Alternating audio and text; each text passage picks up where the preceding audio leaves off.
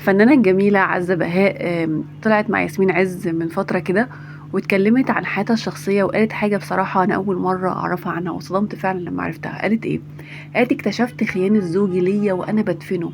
أنا طول عمري ماليش حظ في الرجالة. فراحت قالت بقى اتكلمت عن القصة بالظبط. قالت طول عمري ماليش حظ في الرجالة ولا في الجواز. أنا اتجوزت 3 مرات بس ماليش حظ في الرجالة ولا في الجواز، ودايما كانت اختياراتي غلط. مرة كنت متجوزة وجوزي كان مسافر وعمل حادثة وانا كنت قاعده مستنياه لحد ما مامته كلمتني وقالت لي البقاء لله. نزلت من البيت مفزوعه لقيته ان هو فعلا اتوفى. بس الصدمه ما كانتش هنا. الصدمه ان كان في واحده قاعده جنبه جوه عربيه الاسعاف.